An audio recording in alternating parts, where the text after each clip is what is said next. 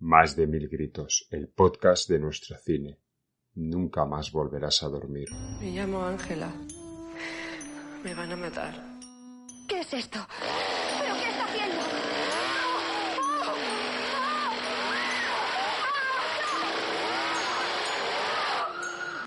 Ya va, tienen que parar esa máquina, ya ha causado demasiados daños. ¡Quieto, quieto! ¿Por qué no razona? Habla de muertos que resucitan, de canibalismo. Cosas que se dan de patadas con la ciencia. La ciencia se da de patadas con muchas cosas y a veces pierde. ¿Por qué? ¿Por qué has hecho esto? ¿Por qué lo has hecho? ¿Por qué? Dime, ¿por qué lo has hecho? ¿Por qué? No es a mí a quien le gusta el cine, sino al cine a quien le gusto yo. Y recuerda, en la península nadie puede oír tus gritos. Pablo, grábalo todo. Por tu puta madre.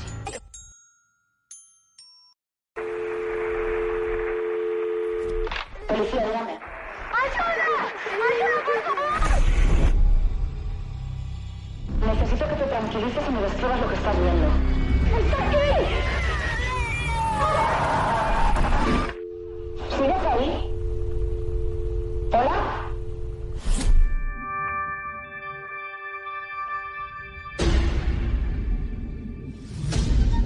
En las culturas primitivas se creía que lo que ocurría en el cielo era un reflejo de lo que ocurría en la tierra.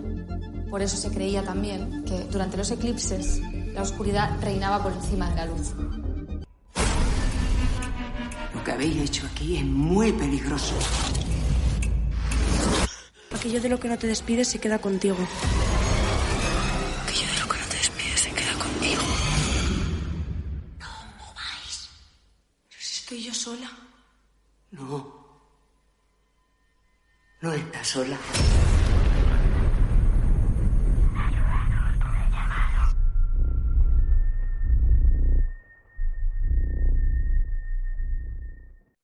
Bueno, bienvenidos y bienvenidas a nuestro programa 14. Hoy tenemos un programa en el que tenemos varias cosas que celebrar.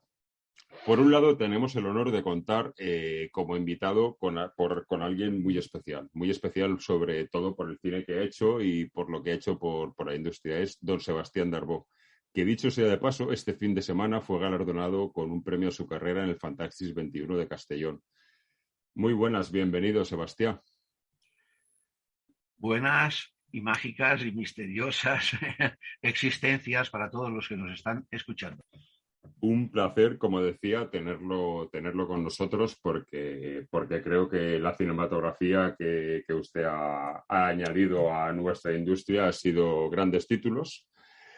Y creo que usted es de los poquitos que quedan aún de esos años 60 y 60, 70, 80, donde el cine fantástico español fue muy, muy importante. Así que muchas gracias por estar con nosotros hoy compartiendo este Más de mil gritos. Y enhorabuena por ese galardón que recibió este fin de semana. Bueno, pues muchas gracias primero al Fantastic por habérmelo dado. Y en cuanto que quedo de los últimos, es que yo no sé nadie del Fantastic que viva actualmente y que sea mayor que yo. Por eso le digo que será de los últimos porque no me atrevo a decir que es el último, pero... Domingo, soy el último mohicano. Pues si es el último mohicano, aún es más honor y más placer tenerlo con nosotros. Luego también decirle a nuestros oyentes que también tuve este fin de semana el honor de conocerlo personalmente a usted, porque en este festival donde a usted le dieron el premio, a este podcast que estáis oyendo le dieron el premio al mejor podcast, con lo cual no hay mejor... Muchas gracias. No hay mejor celebración que hacer el programa juntos hoy. Felicitándonos mutuamente. Así que, bueno, ¿y por qué escoger antes de irnos a por qué escoger al señor Sebastián, cabe destacar que su cinematografía estaba un poco perdida, era muy difícil encontrarla y hace poquito usted ha lanzado el libro de 40 años de viaje al más allá junto con la película, tanto en formato DVD como en formato Blu-ray, lo cual es una gran noticia. Y hay que hacer publicidad de esto porque son películas y libros muy recomendables y muy importantes. Bueno, yo quiero decir lo siguiente sobre esto, sobre lo que has comentado. Primero, he estado muchos años desaparecido por culpa que en España la Pilar Miró, cuando era directora general de cine, se cargó el cine de género. Entonces, como yo también estaba en Televisión Española, me fui a Televisión Española a hacer series. España Mágica, Cataluña Misteriosa, Cataluña Oculta, España Insólita, en fin, Leyendas Mágicas de Navidad, en muchos programas en Televisión Española. Entonces, cuando ya he salido de Televisión Española, casi después de 30 años, ya he vuelto a recuperar mi mundo cine, aunque continúo dentro del periodismo, en la radio y en las televisiones, haciendo un programa semanal que se llama Misteri San Sebastià d'Aragó, que se puede ver también por internet, yendo a directas creo que es en catalán, etv.directa. Pero bueno, entonces, al volver, lo primero que considero, porque he recibido durante estos años, durante más de 40 años, aficionados preguntándome por qué no saca las películas, por qué no las saca, están en pirata, se ven mal, se oyen peor. Entonces, esto ha ido mal porque, claro, la gente no podía verlo, pero ha ido bien porque se ha limpiado el piraterismo. Si ahora ya no hay los piratas que teníamos en las décadas anteriores, ¿sabes?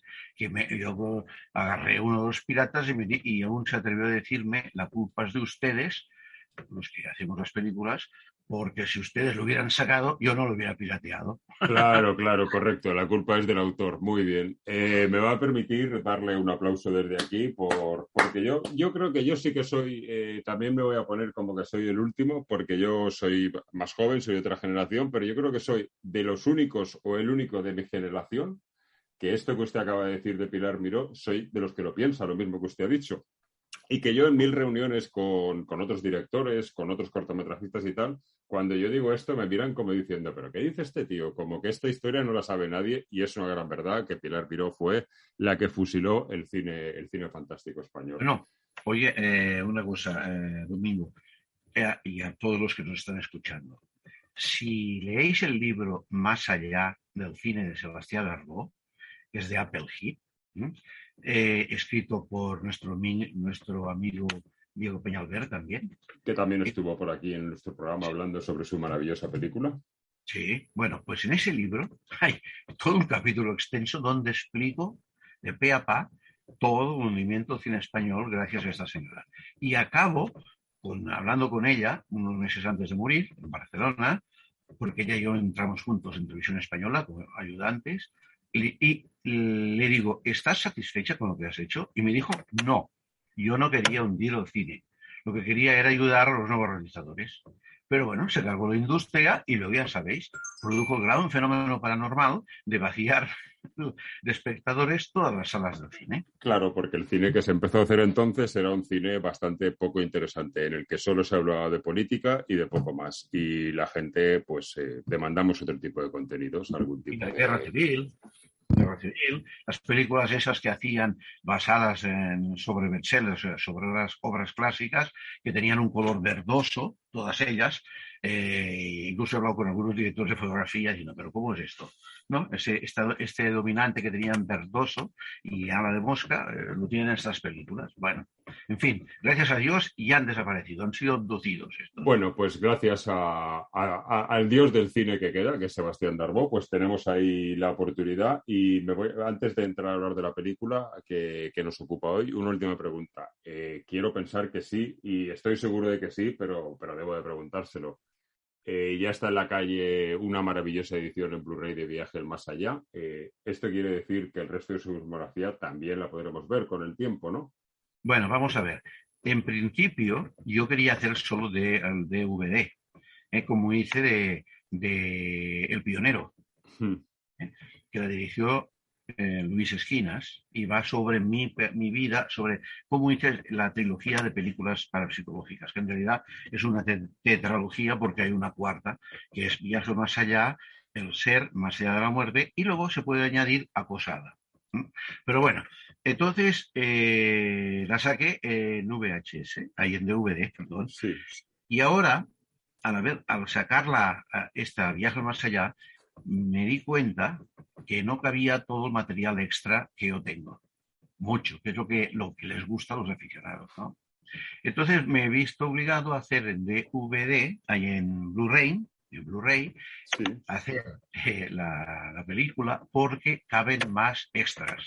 O sea, si ves el DVD, que está muy bien, hay muchos extras, pero en el DVD aún caben más. Entonces, Lo del Blu-ray que yo he tenido oportunidad de ver este fin de semana no tiene nombre los extras que hay. Es algo para dedicarle un día a ver la película y luego los extras. sí, porque no tengo otra forma de darlos a conocer. A través de las plataformas no puedo. A través de las plataformas tengo las películas, pero no Correcto. puedo. Claro, y entonces, a la pregunta de si el próximo será así o no será así, la verdad es que dependerá de los aficionados. No, bueno, la pregunta es más si será así o no será así. Si serán. Da igual el formato. A mí particularmente me importa el formato. En el que lo saque lo compraré. El próximo año saldrá el SER, seguro. Entonces, en principio en DVD. Pero si vemos que económicamente vale la pena sacarla en Blu-ray, pues también la sacaremos en Blu-ray para que todos los aficionados puedan disfrutar de lo lindo, que es de lo que se trata, ¿no? Muy bien, pues estaremos pendientes de ello y haremos eco de ello cuando la publicite. Y sin más dilación... Perdón, quería decir una cosa. Dígame. Yo quiero sacar, en el proyecto tengo Viaje al Más Allá, el SER, El Pionero, el Misterio Fassman, que tampoco nadie habla de él, y entonces Cena de Asesinos, y me quedan dos que yo no fui el productor. Pero es que el productor o está muerto, desaparecido, o se está muriendo, lo que siempre pasa. Y para rescatar los derechos, esto cuesta tiempo y dinero. Pero mi intención es hacer feliz a todos los aficionados del fantástico español. Pues esperemos que así sea y muchas gracias. Sí, bueno, si le parece, vamos a entrar ya en lo que es hablar de la película, que como yo le comenté este fin de semana cuando nos conocimos, pues a mí me gusta siempre ver la visión de otro director distinto al que ha creado la película. Por eso usted no fue el invitado cuando hicimos el programa sobre su película. Y sí que lo es ahora que vamos a hablar de Verónica, de Paco Plaza. Y creo que no hay nadie más indicado que usted porque es parapsicólogo y cineasta. Y esta es una película en la que se unen ambas cosas. Bueno, pues sí. Yo soy... lo que pasa es que generalmente no lo voy diciendo, pero en los libros lo pone. Yo soy psicólogo especializado en los fenómenos del subconsciente, de la mente profunda, que son los de la parapsicología, que son los de la percepción extrasensorial y los psicocinéticos. Luego hay los fenómenos parabiológicos, hipnóticos, hay diferentes tipos de fenómenos. Pero claro, partiendo de la psicología, entonces he investigado la parapsicología, mucho. Y he participado en muchas experiencias, he producido fenómenos paranormales, los he vivido. Y además de esto, soy periodista, por esto. En radio o en televisión hago programas de este tipo, aunque yo he hecho otros programas en televisión. En televisión española casi nadie lo sabe, y yo hubo un tiempo que hice el telediario de la mañana. He hecho musicales, dramáticos, de todo. Usted ha hecho de todo, vamos. Sí, he hecho de todo. Claro, porque fijaos que yo de los viejos estudios de Miramar de Barcelona, Televisión Española, Radio y Televisión Española, llegó a tener 14.000 empleados. Yo de los viejos estudios de Miramar de Barcelona soy el número 8.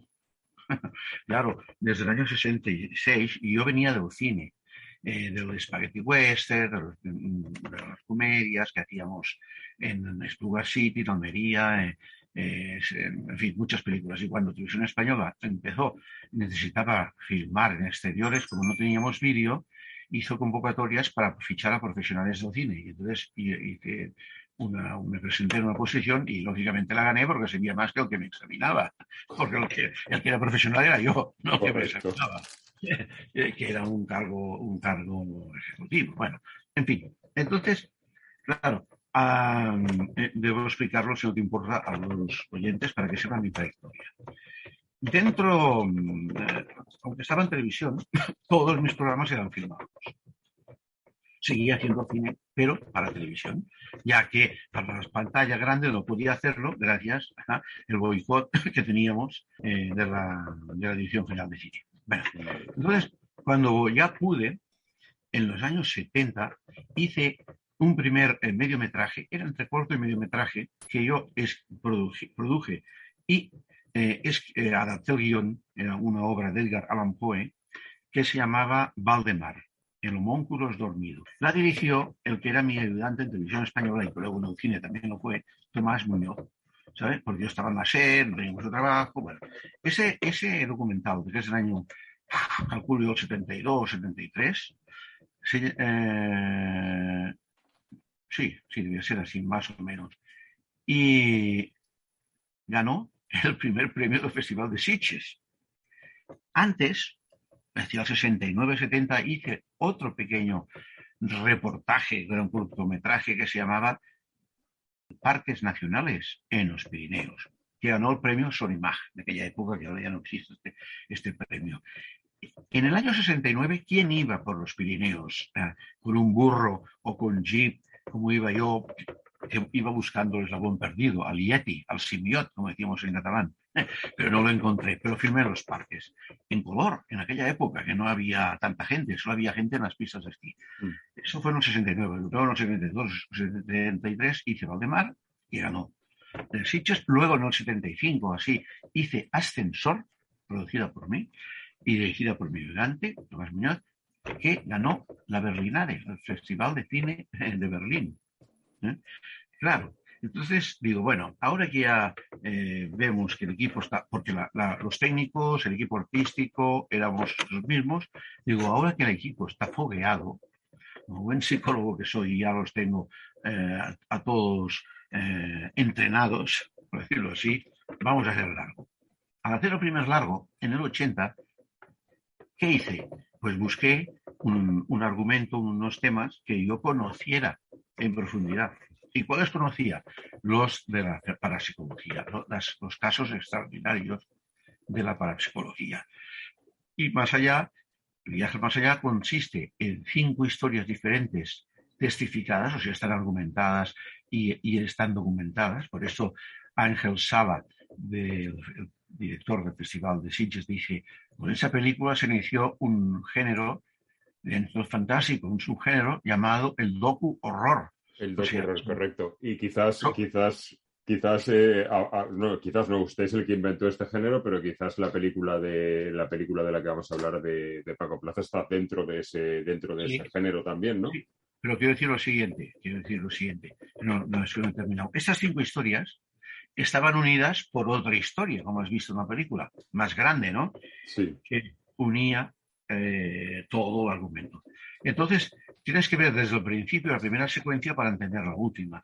Y tiene esta película 2 o 3 lecturas, como decían los críticos. Una es la puramente cinematográfica, que a ti te interese más o menos un tema y digas, pues mira, he visto una película de misterio, de fantasía, tal. Luego tiene una segunda lectura que es los fenómenos paranormales, la parapsicología. O sea, el poder de la mente. Por eso se le llama también el cine de la mente, porque había historias en donde se mostraba la facultad que tienen ciertas personas para producir fenómenos. Y luego ya al final, si queremos, hacíamos una hipérbole y podíamos buscar una tercera lectura que sería la espiritualidad del ser humano. ¿Quién somos? ¿Qué hacemos? ¿Dónde venimos? ¿A dónde vamos? Por eso es tan importante esta película, que ahora es verdad y lo agradezco.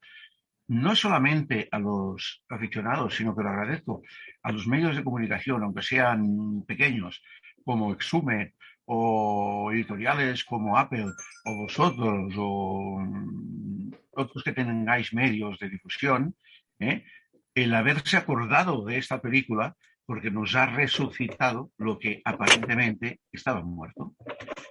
Correcto, sí, así es. Sin duda esa película es un puntal de nuestro cine importante y por eso usted es uno de los importantes de nuestro cine.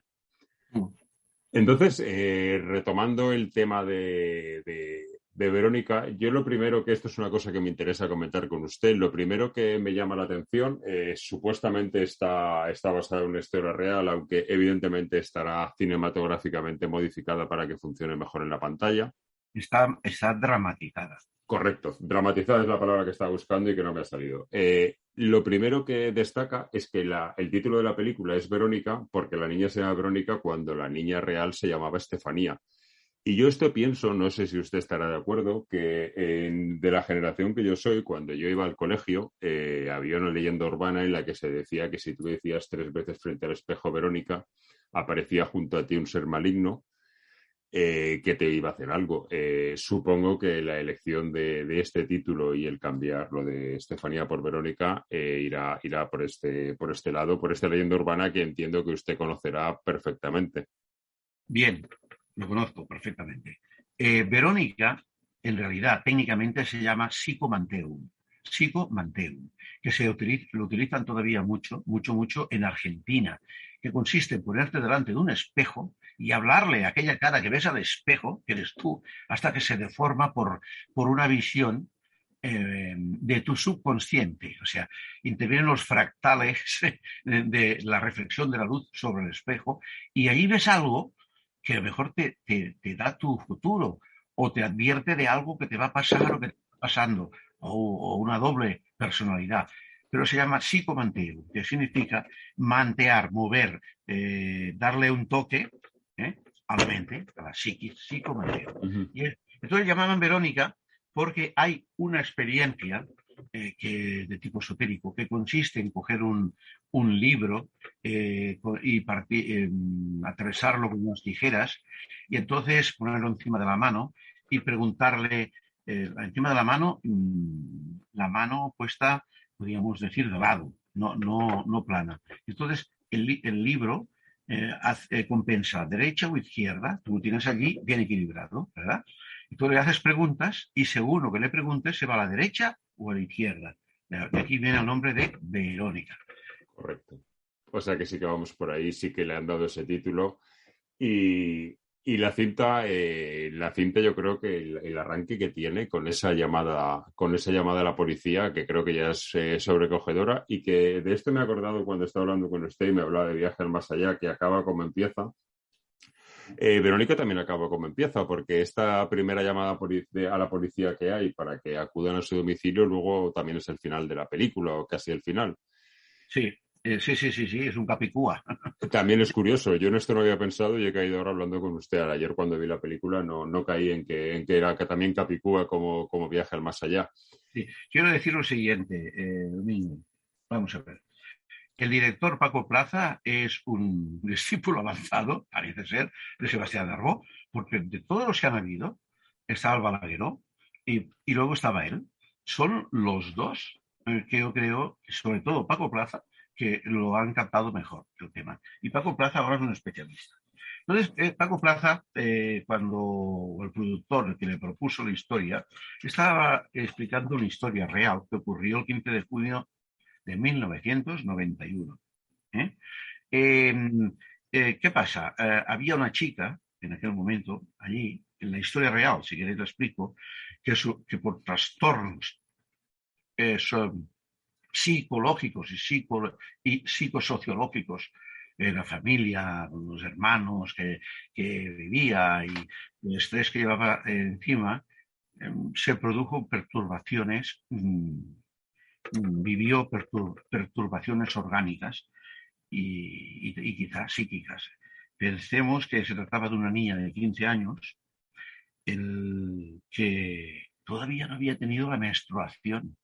Claro, estas cosas en los pubers y en los prepubers favorecen los estados tensionales para producir fenomenología paranormal.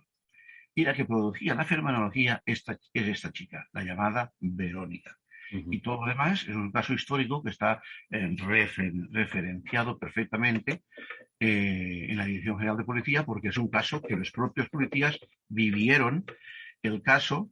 El inspector acabó largándose de aquella comisaría, pidió un traslado, y otros 2 policías que estaban por allí observando cosas, recogiendo objetos, fueron testigos presenciales de fenómenos y que luego acabaron dejando la policía.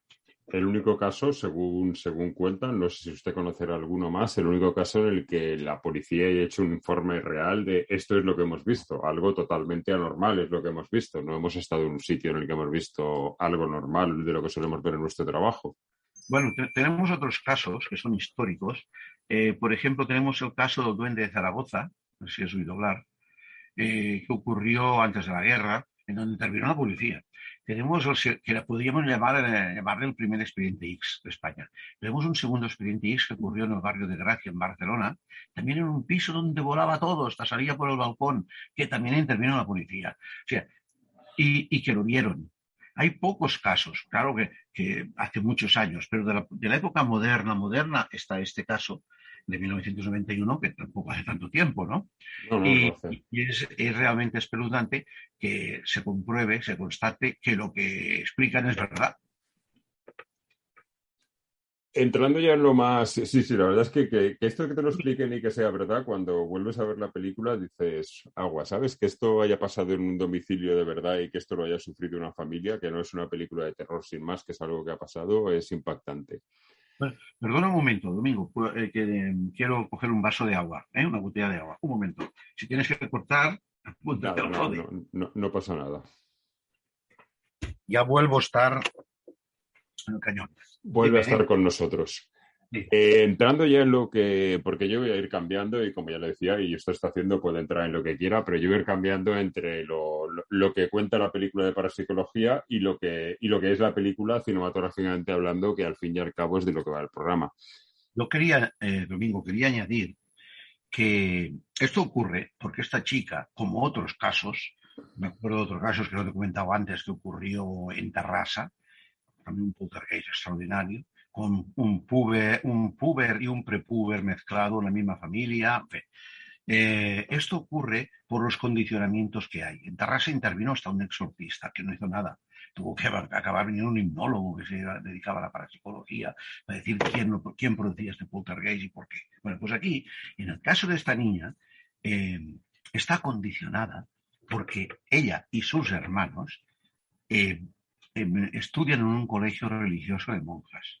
Entonces, este condicionamiento de la religión es muy fuerte porque toca en la mente y lo primero que piensan cuando empieza a producirse unos fenómenos incontrolados generados por la propia Verónica, lo primero que hacen, si te fijas en la película, es coger un crucifijo. Claro. Como si Dios fuera un demonio el que estuviera en la casa y el crucifijo le salvara. Y no tienen nada que ver. Pero están acondicionados. Y la niña, la Verónica, quiere saber, bueno, ¿quién puede ser? Porque tiene además el trauma que le falta a su padre. Y no se le ocurre más que practicar el Ouija. Una experiencia con el tablero Ouija. Esta experiencia que se vende como juego experimental de psicología, se vende, incluso se vendía en el Corte Inglés. Bueno, no pasa nada si no entras a fondo, porque facilita un desdoblamiento de tu personalidad, el Ouija. Pues en realidad no hablas con ningún espíritu, hablas con tu propio subconsciente. Y ella se pregunta y se contesta. Y además utiliza a dos amigas, que también de la misma edad, todas ellas supersticiosas, que se acojonan y se marchan. Pero esto es muy interesante lo que está comentando, porque, perdona que le corte, pero a mí me llamó mucho la atención cuando leí el libro de Viaje más allá, que usted habla de esto y que usted dice, que a mí me llamó la atención porque nunca lo había pensado, pero evidentemente es así, que nunca ha habido un caso de posesión demoníaca a una persona que no sea católica, con lo cual, evidentemente, el condicionante es lo que tú crees, en lo que tú crees, porque si no crees en un demonio no te va a poseer jamás un demonio. Claro, ¿por qué en la India o en la China no se aparece la Virgen a nadie? Claro, tiene mucha lógica. Es de cajón. Y de esto que comentaba usted, a mí me llama la atención porque yo sí que recuerdo, porque esta película está basada en una época en la que yo más o menos tenía esa edad. Yo soy nacido en el 70, con lo cual yo más o menos estoy yo he jugado a la Ouija. Lo que pasa es que yo he jugado a la Ouija tomándomelo como algo en serio, no tomándomelo nunca como un juego. Digo he jugado porque es de lo que habla en la película, pero yo nunca he jugado, lo he hecho como algo serio y lo del libro que comentaba también. Pero me llama la atención que esto, es verdad que yo no lo recuerdo, pero es verdad que esto en los 80 se vendía en el kiosco como una enciclopedia, como un juguete. Sí, esta enciclopedia, que yo la tengo, se vendía como un juego experimental de psicología. Mira, y no solamente, voy a revelar una cosa importante. Yo soy pionero no solamente en el cine parapsicológico, sino dentro de la parapsicología en España. Cuando yo llegué a España procedente de Suiza, esto era un páramo porque Franco lo había prohibido todo. Yo empecé con la revista Karma, luego una cadena SER con la otra dimensión, en fin. Y una cosa que hicimos, aquí viene la novedad, fue fabricar unos tableros Ouija profesionales, no de cartón, hechos creo que era con poliuretano, que los vendíamos en el Corte Inglés, que todavía tengo un ejemplar y te lo puedo mostrar. Por eso yo sé bien que se vendía en el Corte Inglés, Domingo. Pues es increíble que esto se venda como un juguete. Porque no es un juguete. Puedes creer en lo que te va a hacer, en lo que no te va a hacer, en que si es una conexión con algo espiritual o es una conexión, como usted decía, contigo mismo, pero lo que desde luego no es un juguete. Pero Domingo, suponiendo, suponiendo que las autoridades lo prohibieran, sería de facto reconocer que las autoridades piensan que existe un espíritu diabólico que se puede manifestar. Claro, pero si yo el problema de esto no le veo el hecho de que lo prohíban, le veo el hecho de que lo vendan como un juguete, que me parece muy bien que se venda en una tienda de esoterismo, lo que no veo normal es que se venda en una juguetería. Luego, cuando hicimos en la propia revista Karma, hicimos una tienda que luego fue un distribuidor esotérico que es Karma, se llama Karma, la revista se llamaba Karma 7, y en la tienda no solamente vendíamos tarots o libros o cartas astrales, también vendíamos tableros de Ouija con las instrucciones para utilizarlas, explicando de lo que se trataba. Pero claro, en una tienda que se dedica a eso es normal. Otra cosa que te quiero decir, Domingo, que nadie se ha fijado en ello, pero yo sí, porque conozco a William Peter Blatty. ¿Sabes quién es? No. El creador del Exorcista. Vale, sí, perdón, claro. El que hizo porque él y yo estábamos en la misma editorial, en Plaza de Janés, y un día que yendo a cobrar los beneficios y tal, él también iba a cobrar, ¿no? Igual que un día me tocó ir a cobrar con Arguiñano. Bueno, pero entonces me hizo ver una cosa que tenía razón. Antes de la película del Exorcista, que se utiliza la Ouija, acuérdate, de una forma maligna, maléfica, empieza todo el tema de la endemoniada. Antes nadie había pensado que la Ouija endemoniaba a nadie. Antes de la película del Exorcista, nunca. Nunca se había pensado. Es una cosa que sale con la moda. Igual que con la moda de los muertos vivientes con la película de los muertos vivientes salió la moda del zombismo. Antes nadie se le ocurría. Y yo que conozco bien el vudú, puedo decir que los zombies no son carnívoros, no son antropófagos, no son muertos vivientes realmente. Sí que son gente que ha experimentado un estado de catalepsia. Sí que Correcto, es verdad. Sí, y sonambulismo, porque sé incluso cómo se produce. Sí, pero no es aquello. O sea, las drogas tóxicas, ¿cómo se pueden hacer? Y en hipnosis se puede producir un sonambulismo. Yo mismo, cuando me dedicaba a la hipnosis, alguna experiencia que yo hacía en clase, en tercer grado de hipnosis, y vamos a ver. 1, sensitivo, pam, el hipnotizado. Ahora baja a la calle, al estanquero, y compra, le damos dinero, y compra un paquete de tabaco. Él ni fumaba ni nada. Abría la puerta, se iba a la calle y volvía con el tabaco. Esto es sonambulismo. ¿Me entiendes? Pero de aquí a ser muertos vivientes claro. Y ni ser poseídos. También me interesa un tema respecto a... Me he saltado lo que iba, que lo retomaré, pero hablando de las cosas que pueden pasar, me interesa un tema de cuando las niñas en la película practican el tablero Ouija, es un momento en el que se está produciendo un eclipse. ¿Los eclipses abren algún tipo de conexión o algún tipo de algo que pueda provocarte a ti extrasensorialmente algo? ¿O realmente no hay nada en los eclipses que pueda ser algo mágico? Mágico o maligno, cualquiera de las dos cosas. Vamos a ver, es verdad que se produce un eclipse en la película y es verdad, no está científicamente probado, pero cuantitativamente sí está probado que durante los eclipses la gente, muchos se vuelven violentos. Mucha gente. Y durante la época que estuve unos años haciendo, que te comenté antes, que estaba haciendo telediarios de la mañana, significa que empezaba a trabajar a las 12 de la noche. Todo el equipo del telediario empezábamos por la noche. Bueno, pues las noches que había eclipse, ya nos podíamos preparar porque los policías, los bomberos, la gente de servicios sociales, trabajaban a tope porque había gente que se enloquecía por el eclipse.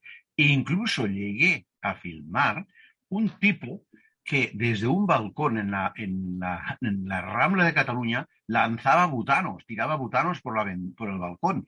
Y era un tío que durante el resto de la semana pues no parecía alterado, aunque sí estaba alterado, pero no parecía violento, quiero decir. Madre mía. Entonces, esto pasa con los eclipses. No se puede demostrar, científicamente no se puede demostrar, como no puedes demostrar la existencia del amor. No se puede ni medir, ni pesar, sin embargo existe. Hay cosas que no podemos demostrar, pero sin embargo existe.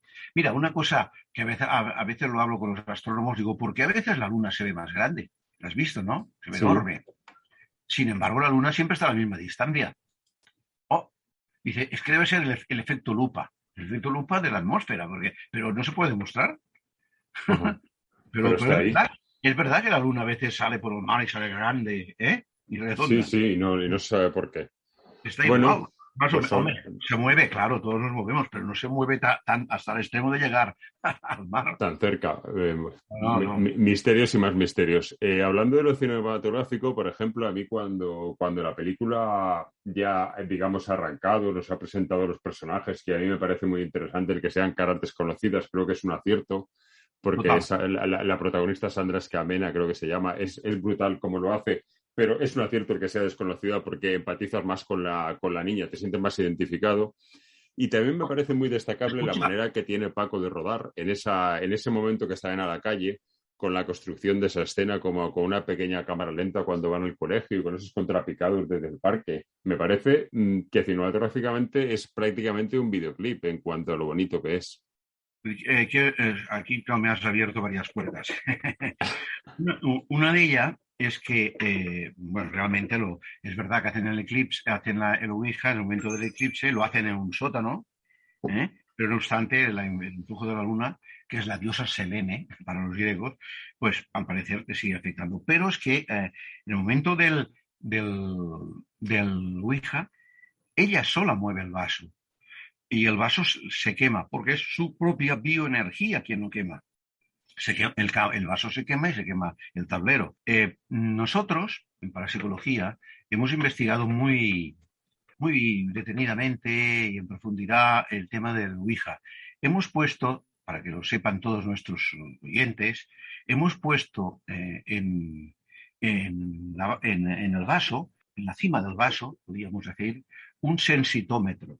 De forma que cuando una de las personas que interviene en la experiencia aprieta demasiado para mover el vaso, se enciende una luz roja. Aquí, si esto se hubiera hecho, se hubiera visto que era la chica quien lo estaba haciendo. O sea, siempre, el vaso nunca se mueve solo. No es una cosa sobrenatural, es paranormal. Lo hace la niña. Luego, es verdad lo que tú me dices, que viene el tema de la luna, luego sale el sol, con el sol viene el fuego, que les quema. Todo esto puede tener una relación, ¿no? Un paralelismo. Pero es que además hay un personaje que nos le hemos saltado, que es la monja ciega, que por si acaso lleva un crucifijo. Y ella en un momento determinado dice, no necesito los ojos porque lo que hay que ver lo veo desde el interior, no en el interior. Es verdad, es lo mismo que dicen los lamas. El mundo interior es el que ve, el que conoce, el que sabe. El otro es el mundo sensorial. Y entonces, claro, cuando va, lo que tú me comentas de ir al colegio, como van a un colegio religioso, van a cámara lenta, ¿verdad? Sí. Porque es una resistencia, Paco, supongo, que yo no he hablado con él de ello, quiere mostrar una resistencia de la niña a ir al colegio. Ajá, pues no lo he visto así, pero es posible, claro. Sí. Claro, para que no la mentalicen más, ¿sabes? La ideología religiosa es tremendo porque todas las profesoras, fíjate que todas son monjas y con crucifijo. Con lo cual es imprescindible que vayas a creer en todo aquello, o eres un rebelde o crees. Pues sí, eso es interesante verlo visto desde ese punto de vista que yo no lo había visto. Esta historia tiene un paralelismo extraordinario con el viaje al más allá, con el caso de la posesión diabólica, también en un colegio religioso en Zaragoza. ¿Has visto la película? Sí, claro. También es un colegio religioso, porque esto les condiciona. A los pubers, a la gente joven les condiciona. y entran en una grabadora, en la grabadora del subconsciente, y allá queda. Y en el momento que se produce una alteración psíquica, una perturbación, ¡paf! Aflora al exterior ese conocimiento interno que tienes, y a veces afloran los instintos más animales y malvados que un ser humano puede tener. Sí, está claro. Yo esto ya le digo que me sorprendió muchísimo leerlo en el libro y me sorprende mucho hablando con usted porque son cosas que yo nunca había pensado, lo de la frase que le decía, lo de jamás ha sido poseído por el demonio un no católico. Claro, evidentemente, porque no sabe ni lo que es el demonio. No, ni tiene una aparición de un santo, Santo Tomás, Santo quien sea, la Virgen, Juan Pablo Bautista, no se les aparece. Respecto al subconsciente de la película, a mí hay un par de escenas que, visto ahora y hablando con usted, no lo he pensado cuando he visto la película, las escenas que sale varias veces donde salen manos del colchón que atrapan a Verónica, luego siempre termina siendo un sueño de la niña. Ninguna de las veces te queda clarísimo que sea de verdad, siempre parece que sea un sueño. Estamos jugando al subconsciente que usted habla de que está todo en su cabeza. Claro. Estas son unas alucinaciones que se denominan ideoimaginativas. Que la persona, cuando está en un estado de trance, como está la Verónica, ve y jura que lo ve.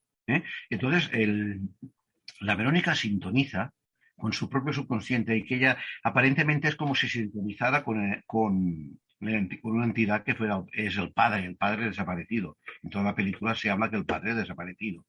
Entonces ella, al entrar en ese estado de trance y creerse tener otra entidad o que la posean o estar sintonizando con esa entidad, entonces se produce un fenómeno que en parapsicología y en psicología denominamos prosopopesis, que es lo que la gente le llama endemoniados.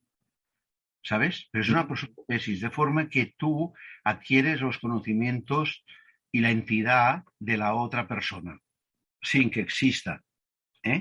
Y esto hace que la chica adquiera alguna facultad, como por ejemplo el hipersansonismo, que es el tener más fuerza de lo que realmente puede tener. Y de ahí que ella pueda, de una forma psicoquinética o telequinética, pueda hacer caer el Ouija desde el estante, desde la estantería donde lo ha puesto. Estando ¿sabes? Lejos de él. Exacto, estando lejos.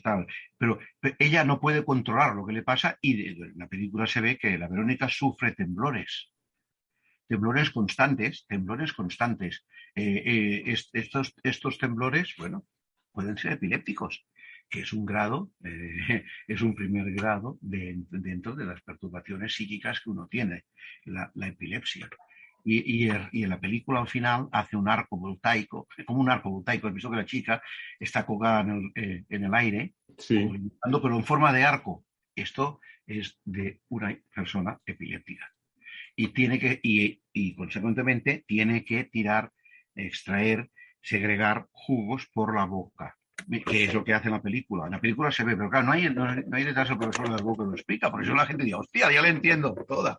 No, pero bueno, lo que sí que queda claro es que según su opinión, Paco Plaza está muy bien documentado cuando crea esta historia. Muy bien, aunque luego le falta lo que tiene los informes Warren, un especialista que explica lo que sucede. Claro, pero igual lo que no pretende jugar es a que tú pienses, a que el espectador sea parte de la película decidiendo él lo que ha visto. Sí. La epilepsia de la chica es incontrolable. No solamente con las manos, sino que ella misma se clava una vez un tenedor en la boca. ¿Te acuerdas? Que hay una comida, la lleva a la boca y no sé si sale sangre, no sé si sale jugo. O sea, pero no lo puede controlar, o sea, tienen que quitar, ¿no? O sea, no es consciente. Una persona cuando le está pasando esto realmente no lo hace adrede. No, lo hace esa persona, pero no es consciente de ello. No lo es, pero puede producir fenómenos como, por ejemplo, se ve en la película, que son muy fáciles de producir, fenómenos de tipo eléctrico. O sea, perturbaciones eléctricas se encienden y se apagan las luces. En la película se ve anomalías eléctricas. Anomalías eléctricas. Me va a permitir hacer una pausa sobre esto porque voy a confesar aquí delante de usted, delante de todos nuestros oyentes, una cosa que es muy curiosa, que me pasa a mí mucho cuando voy con mi mujer por la calle paseando en la ciudad en la que somos, en Valencia. Nos pasa muchas veces por la noche que llegamos a una zona en la que hay 30 farolas y conforme vamos andando nosotros, la zona por la que pasa se apaga la farola y cuando la rebasa se apaga la siguiente y se enciende la anterior. Hombre, Le aseguro que esto yo lo he vivido. te tenemos que poner en observación, ¿eh? Porque igual tienes esas facultades psíquicas. O sea, eres una persona sensitiva. En alguna ocasión me ha pasado. Fíjate, ahora estamos investigando un caso que hemos hecho 2 programas en Cuarto Milenio, de una casa que existe en Verges, que es un pueblo que hay en Figueras, en Girona, en la provincia de Girona, para vosotros. Y esta casa lo produce una chica que se llama Marta, que es la que salió en el programa y que lo podrás ver y puedes buscar información. Bueno, esta Marta producía todo tipo de fenómenos. A partir de los años, ella nació en los años 70, empezaron a producirse en los 80 y al final en los 90 tuvieron que dejar la casa a los padres porque no aguantaban más. Bueno, pues se producía un fenómeno, Domingo, que es este que te digo. Antes de marcharse de esta casa ya era una casa de pueblo, eran unos veraneantes de Barcelona y cuando terminaban el fin de semana o el verano, se marcha. Cerraban todas las luces de 3 o 4 pisos, y se marchaban a Barcelona. En cuanto llegaban a Barcelona, llamaban del pueblo diciendo, la que cuidaba a alguien del vecindario, porque habéis dejado todas las luces encendidas. Hostia, se volvían a encender todas las luces. Tenían que volver a subir, a volver a apagarlas y se volvían a encender. Hasta que no dejaron la casa, esto no terminó. Esto es un signo señal. Luego, lo que ha acabado, como ha terminado el tema de la casa, que era otro programa, porque es tremendo. Bueno, sí.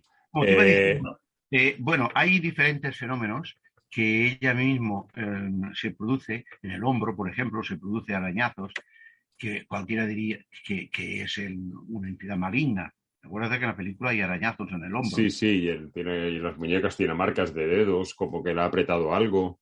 Sí, pero es ella, ¿eh? Son fenómenos psicobiológicos que se llama, o parabiológicos, y que están perfectamente conocidos, y ella lo hace como forma de llamar la atención por una parte y por otra como un acto de castigo, ¿no? Por lo que está haciendo ella misma. Fíjate que en un momento determinado calienta el agua y de forma súbita, de repente empieza a salir agua caliente en la bañera. ¿Te acuerdas? Sí, cuando está el hermano. Hacer daño al hermano. Pero es realmente para llamar la atención porque nadie le hace caso, ¿sabes? El niño se quema con el agua caliente de la bañera. Y luego, estos fenómenos eléctricos incluyen también el encendido y el apagado del televisor, del receptor de televisión, que sale muy bien. Y abrir y cerrar puertas del armario, de la habitación, que esto también aparece, es muy recurrente en estos casos, pasa bastante. Y en fin, creo que en la película acaba siendo atada en la cama. ¿Sabes por qué? Porque ella ve que hay un ser que la ataca. En la película creo que se ve. Sí, se ve varias veces un ser que es como una especie de sombra. Bueno, pues esta sombra, que tú le llamas sombra y que todo el mundo le llama sombra, ¿sabéis lo que es? Es un íncubo. El íncubo es una entidad filosófica maligna, griega, de la época de los griegos ya se conoce, hay el íncubo y los súcubos. El íncubo ataca a la mujer y el súcubo ataca al hombre. Entonces, esto va unido a otra perturbación psíquica, que es la parálisis del sueño. Ella no puede hacer nada no puede salir corriendo de la cama. Y esto es muy importante, porque la parálisis del sueño también se da en este caso de la casa Verges que te he comentado antes, con la tal Marta, que también acabó de la misma forma, con un íncubo. Y claro, nosotros sabemos lo que es, pero para la gente esto le acojona. Que venga una entidad que no puede fotografiarse porque no es objetiva, es subjetiva, pero tú la ves y la sufres. Pero un incubo no es un demonio, entonces, como se hace creer, es otra cosa. Bueno, es una entidad maligna, porque te quiere poseer. Sí, pero ¿es una entidad maligna que existe como tal o está dentro de ti y tú la proyectas?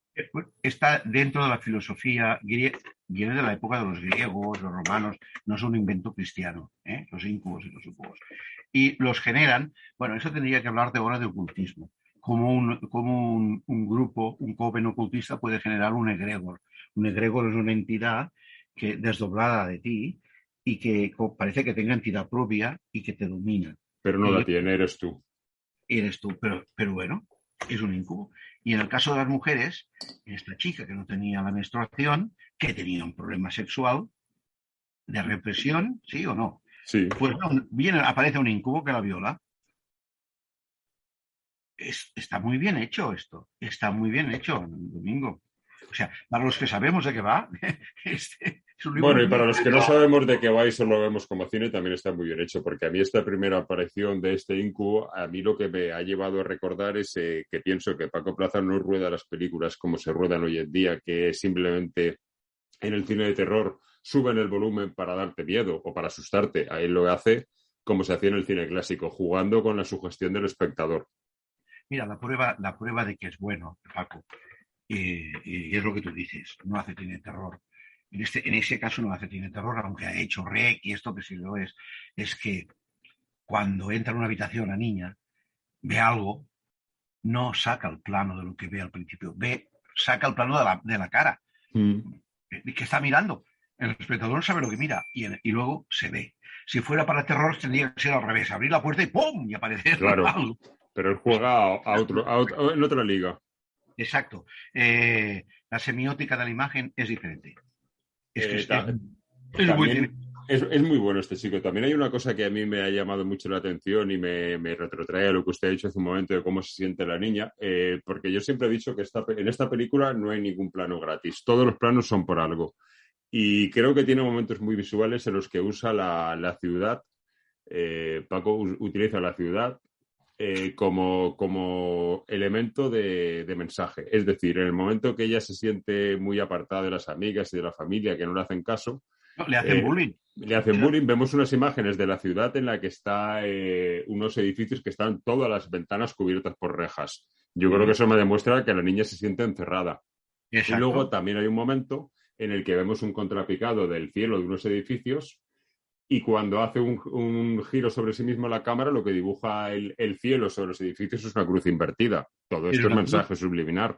Es un mensaje subliminal que demuestra que Paco sabe mucho.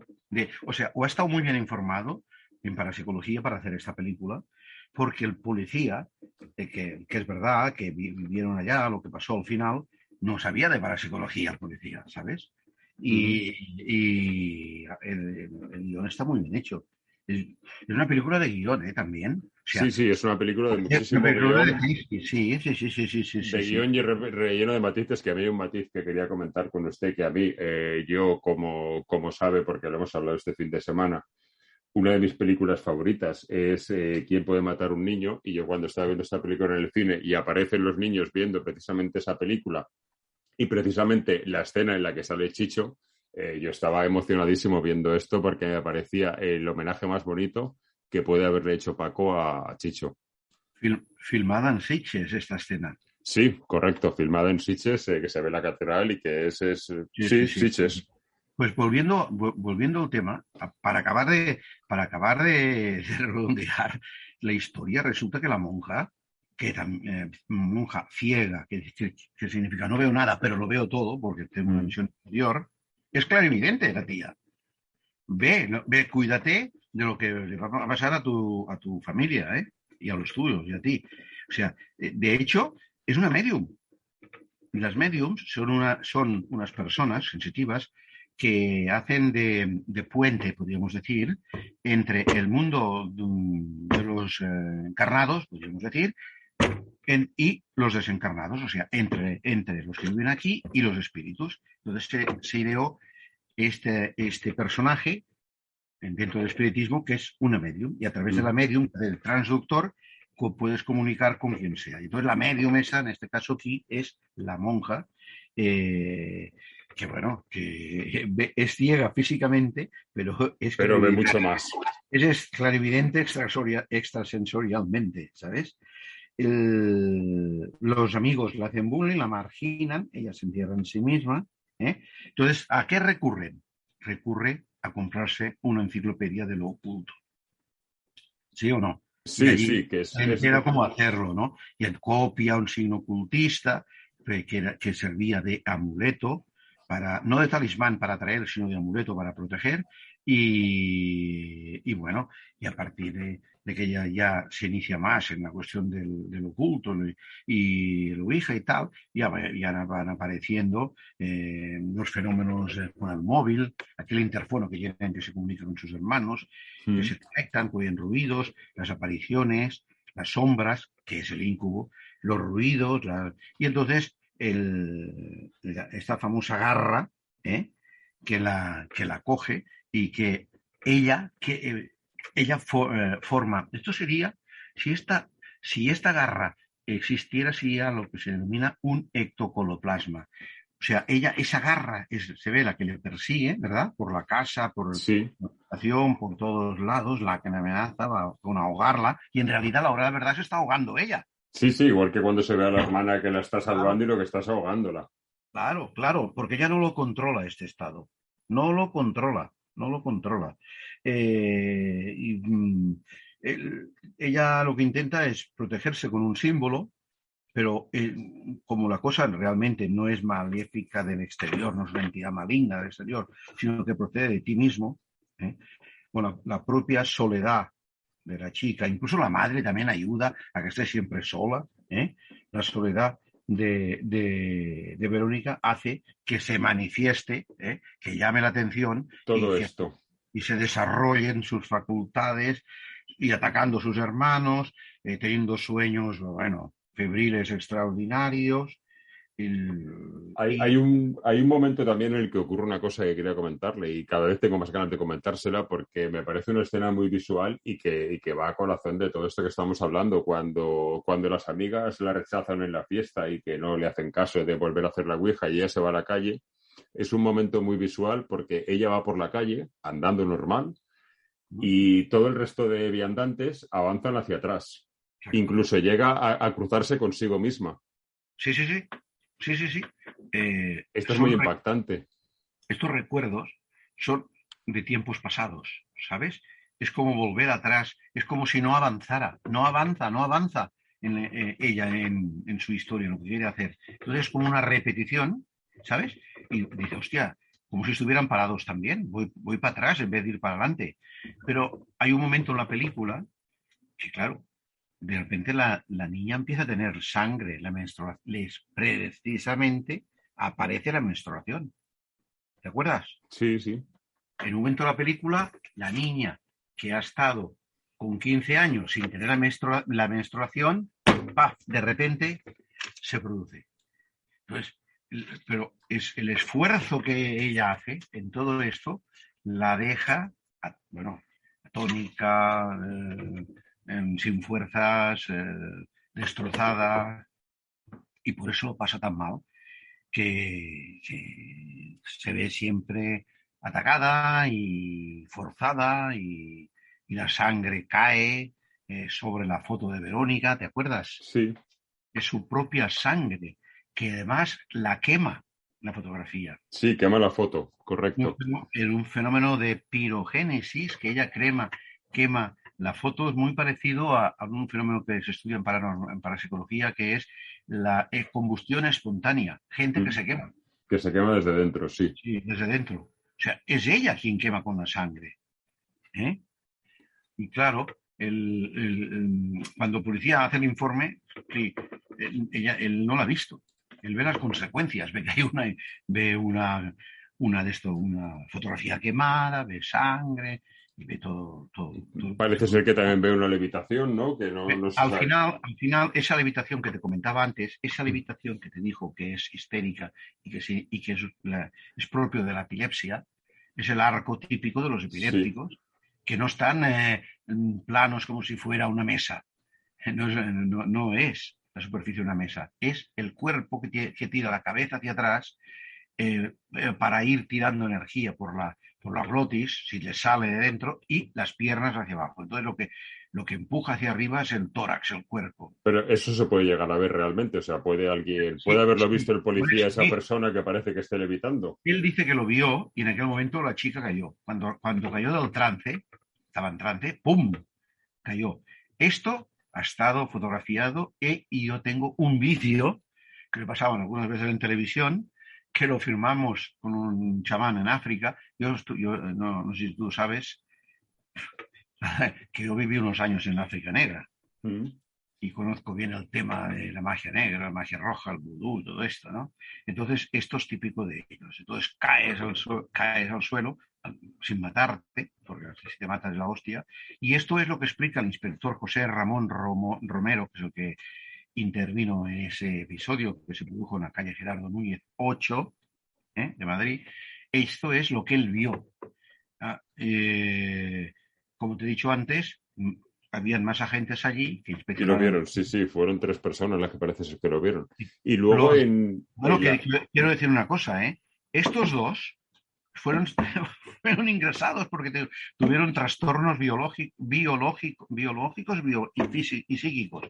Estos 2, lo que les pasó después. Y entonces, 2 semanas después, cuando salieron, se fueron de la policía. Claro, pero bueno, esto es normal porque esto lo ve usted y entiende lo que es y sabe lo que es, pero esto lo ve una persona totalmente ajena a nada de esto y pues vamos, se debe de quedar un poco impactada. Un poco bastante. Hacia el final de la película... Estoy acostumbrado, Perdón. mira, escucha, estoy acostumbrado. En uno de los casos que yo investigué, era el caso de una viuda que su marido era piloto y se mató. Bueno, pues esta mujer, desde aquel momento, entró en éxtasis diciendo que veía a su marido y delante mío dobló un cuadro sin tocarlo, un cuadro que estaba en la pared. ¡Pam! Porque el cuadro le recordaba algo de su marido, se había regalado su marido. Luego destrozó una puerta de un armario, de un solo golpe, ¡guau!, la arrancó. Estos fenómenos de sansonismo solo ocurre en ese tipo de personas cuando están en ese trance. El poder de la mente, ¿no? Sí, es el poder de la mente, son fenómenos parafísicos, fenómenos parabiológicos, porque su biología, su organismo interviene, y has visto en este caso la menstruación que luego se produce, las alucinaciones, las visiones ideoimaginativas que ella cree que sí, que tal. Una de las alucinaciones podría ser cuando ella huye de su casa con sus hermanos y cree que lleva a su hermano pequeño en brazos y luego no lo lleva en brazos, que vuelve a por él, pero ya está convencida de que lo lleva. Esa es una casa, en esa casa hubo actividad paranormal que lo produjo esa chica. Esta chica, que lo sepa, no murió. Sí que murió. Murió. Pero no murió como en la película, que muere allí en el momento que se la lleva. Murió un mes después en el hospital. Sí, efectivamente. Pero no murió allí, quiero decir, no. No. Lo encontraron y tal. Pero ella pudo explicar lo que había visto, lo que había experimentado, y creyeron que estaba loca. Que a mí ahora me ocurre, en un hospital me llaman, algunas veces, algún fenómeno extraordinario, y me lo explica una chica de estas, yo no diré que está loca. Seguro que no. Lo primero que haces será hacer una sesión de hipnoterapia, o 2 o 3, para que a través de la inhibición de la mente consciente aflore el subconsciente y muestre la capacidad que tiene de su memoria extracerebral. ¿Sabes? Que es lo que explica las reencarnaciones, ¿no? Yo he vivido otras vidas antes, tal. Es una memoria extracerebral. O sea, esto si lo hace un técnico, un especialista, pues oye, a ver si tienes ocasión de encontrar, que está súper agotado, y no sé si hacerlo otra vez, la colección Otros Mundos que hacíamos en Plaza de Janés. Hay un libro mío que se llama La Parapsicología en Profundidad. Es un libro técnico. Explico casos como ejemplo, pero es técnico y comprenderás toda la película, desde el principio al final. Bueno, pues cualquiera que quiera entender un poco más la película ya sabe el libro que tiene que buscar, del maestro Darboux. ¿Cómo ha dicho que se titula el libro? La Parapsicología en Profundidad. La Parapsicología en Profundidad. Durante unos años, a principios de los años 70, en la Universidad de Barcelona y también en alguna de Madrid, sí, yo también estuve en la de Madrid, se hacían cursos a posteriori, ¿sabes? Postmaster, o sea, después, para los que quisieran, dentro de psicología, los que quisieran especializarse en el fenómeno paranormal, en la fenomenología, la actividad paranormal, o también se hacían para psicoanálisis, porque no entra dentro de la enseñanza arreglada, o para colorterapia, porque hay terapias de colores, en fin, para muchas cosas puede hacerse cursos de especialidad. Yo hacía. pero luego ya me he hecho mayor, me he dado otras cosas y ya no hago cursos ni nada. Pero y la gente, pues claro, entendía muchas cosas que pasaban en su vecindario o en una casa. Claro, En fin, que no es todo lo que parece. no. Películas como esta, Verónica, ayudan realmente, no solamente al cine fantástico español, sino al fenómeno a los fenómenos de la mente. Por eso yo quería tenerle a usted como invitado para ver esta película, porque considero que es la persona ideal. No hay nadie con el que pueda darnos más información, que es verdad que hemos hablado poco de la película, pero lo poco que hemos hablado ha sido muy enriquecedor por lo mucho que hemos hablado de la realidad de esto. Mira, yo te diré una cosa, si lo hubiera hecho yo, lo hubiera hecho prácticamente igual, Pues está muy bien hecha. Y se lo diré a Paco cuando le vea en el Festival de Sitges, porque está muy bien hecha. Muy bien hecha. Está muy bien hecha, sí. Luego hay una cosa que no quiero que se me escape. Encuentro faltar un elemento que sería un personaje que al final explique por qué ocurre esto y qué es lo que ha ocurrido. Lo deja colgado como una cosa de misterio. Dice, bueno, el inspector Romero fue testigo de esa actividad paranormal y lo deja referenciado en un informe policial. Ya está ahí, cada uno que saque Si su lo conclusión. hubiera hecho yo, Domingo, tú sabes que yo hubiera profundizado más. Sí, hubiera salido pues una explicación, pero bueno, a mí me funciona la película. Y hay una cosa que no quiero dejar pasar, que hablando al principio de nuestra conversación, hablábamos de aquella leyenda urbana de mi niñez, de decir Verónica frente al espejo. Retomando eso, durante toda la película, si nos fijamos, hay muchísimos planos en los que los personajes en general y Verónica en especial están frente a un espejo. Efectivamente. En muchísimos planos. Y para romper el maleficio que ella creía que venía del espejo, será un topetazo con la cabeza, ¿verdad? Con el espejo del cuarto de baño, ¿te acuerdas? Sí, y coge sí, lo rompe dando ese golpe, sí. También hay algo de esoterismo en los espejos, que se habla tanto de ellos en todo este mundo. El espejo, dicen los de la magia, los ocultistas, que el espejo es el reflejo del alma. Ya ves tu alma más negra. Y ella ya ve su alma más negra y lo decide romperlo y entonces coge un trozo de cristal, ¿verdad?, para matar a alguien o para hacerse daño, para acabar de manifestar su espíritu maligno que en aquel momento ella misma se posee. Pues maravilloso, sí. Y la película termina con... Porque uno dice, ¿por qué rompo el espejo, coño? Para acabar con el tema porque en el Psicomanteum, que lo hace un doctor en psicología, lo hace muy bien en Argentina y también lo he visto en Brasil y aquí en Barcelona también lo hemos practicado. Es increíble porque la persona vierte sobre la imagen que ve en el espejo, que es ella misma, vierte toda la porquería, toda la basura que tiene dentro. Hostia, y entonces, si no estás preparado, recibes mucha información que no te gustará. Que no te gustará, sí.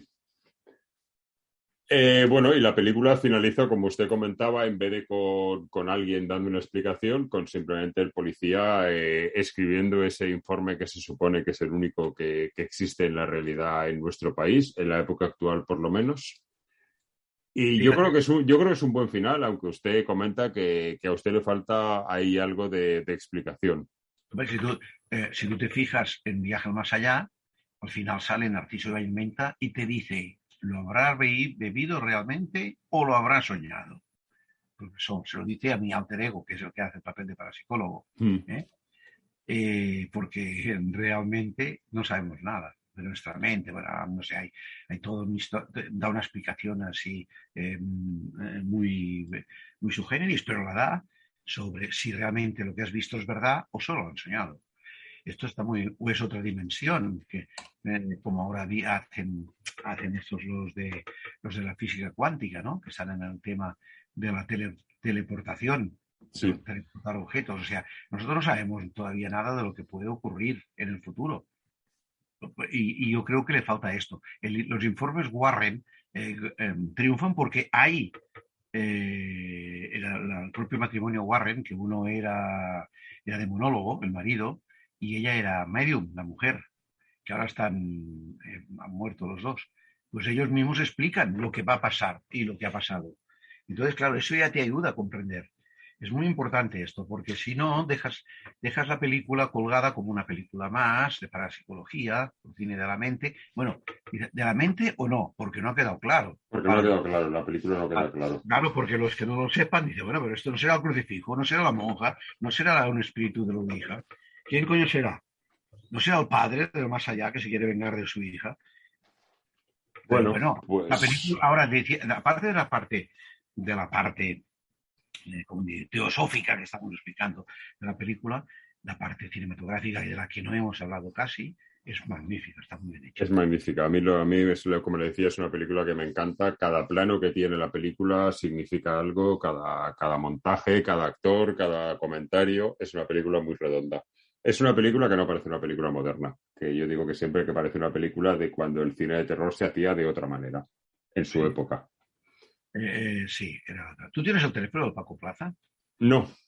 Porque ahora, él a veces antes vivía en Valencia, luego vive en Barcelona y vive en Madrid. Sí, yo coincido con él muchas veces aquí. O sea, no tengo su teléfono, pero sí que hemos hablado muchas veces aquí en Valencia sobre cine y en Sitges. En Sitges seguro que no lo encuentro, que quiero felicitarle. Pero está muy bien, esta película está bien. Las películas tienen que ser redondas y esta es bastante redonda. Él plantea unos fenómenos que no los explica al final, pero los fenómenos ahí están y son auténticos. O sea, ocurren. Muy bien. Sí, así es. Oye, tengo aquí en mi vista ahora, a mano derecha y al fondo, que tengo un museo, tengo una Verónica original. La tengo, ¿eh? Una Verónica original es una... El libro con las tijeras, atado, está atado. Es un libro, bueno, de estos... de la época del ocultismo, de principios del siglo, de final del siglo XIX. Pues esas son las maravillas que nos cuentan nuestros invitados. Bueno, pues Sebastián, llevamos más o menos una hora hablando de la película. Para mí la charla ha sido maravillosa. No sé si quiere añadir algo más respecto a la película, que ahora hablaremos de lo que yo tengo que añadir. Pero no. ¿Usted necesita añadir algo más? Sobre la película, quiero decir una cosa. No existiría esa película y otras del cine español, del cine de la mente, de la parapsicología, si antes no hubiera existido la trilogía de películas de Sebastián Daró. Estoy totalmente de acuerdo. Pues vamos a despedir el programa, vamos a despedir la primera parte del programa, que ahora continuaremos con los cortometrajes, con dos cositas que le quiero pedir. La primera, lo que le pido a todos nuestros invitados, que es que dentro del cine fantástico que se ha realizado en nuestro país en cualquier época, me escoja una película como una película que a usted le parezca buena, importante, que le aporte algo que no sea esta, evidentemente, de la que hemos hablado. Cualquier otra de cualquier época me vale. ¿Pero de nuestro género? Sí, de género fantástico, para nuestro ranking del programa de las películas más... Pues las películas que le gustan a nuestros invitados. Porque como aquí la película la he escogido yo, para saber cuál es una película que a usted le produzca algo. Para mí, la mejor, sin duda, es El Exorcista. No, pero quería decir, aparte de que esa la tenemos, me refería a una película del cine nacional. Del cine nacional. Bueno, pues Los Otros. Los Otros, una maravilla aportación, sí. Y la que hizo Bayona, ¿cómo se llama? El Orfanato. El Orfanato. Mira, quizás más El Orfanato.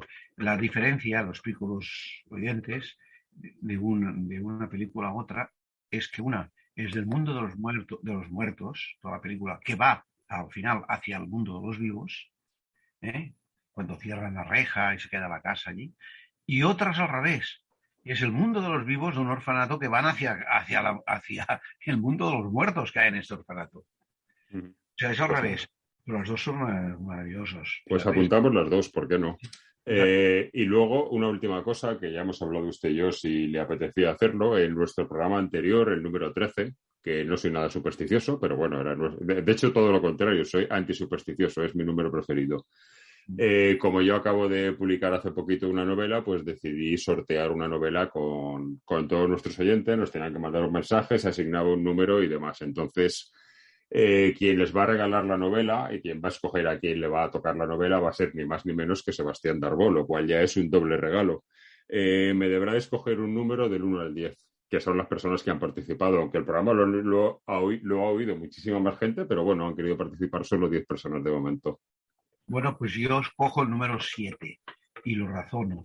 El 7 es el septenario de la vida, de los 7 días de la semana. de los 7 planetas de nuestro sistema solar, los originales. El ciclo de la vida, que va de 7 en 7. Por lo tanto, el 7, el septenario, es mágico, porque es un número que se utiliza en la magia. Muy bien, pues el ganador de nuestra novela es Pedro López Rodríguez, de Castellón. Le enviaremos la novela y, Sebastián, millones de gracias, enormemente agradecido de tenerlo en el programa. No sabe para usted lo que significa, para mí es personalmente, y supongo que para nuestros oyentes, tener a alguien como usted, que es una institución de nuestro cine, aparte de muchas otras cosas más. Pero bueno, como el programa es de cine, a mí lo que me importa es que usted sea una institución de nuestro cine, aunque también lo sean para psicología. Sí, sí. Yo haría una recomendación a todos los que nos están escuchando, que después de escuchar esta entrevista, de escuchar nuestras explicaciones, que vean de nuevo la película Verónica y verán cómo la entienden. Entenderán más cosas, estoy de acuerdo. Y yo también le recomiendo, como ya hemos hecho al principio, que si no conocen la filmografía de Sebastián Darboux, es un buen momento para comprar ese Viaje al Más Allá y es un buen momento para comprar el libro 40 años de Viaje al Más Allá, porque a mí me ha parecido soberbio el libro. Muchas gracias, Domingo. Sebastián, un fuerte abrazo y espero que nos veamos muy pronto. Que la energía te acompañe. Muchas gracias e igualmente. Arranca. Papá, es mi vida y yo decido. Si quiero verte, ya lo tiene que aceptar. A partir de ahora estaremos juntos.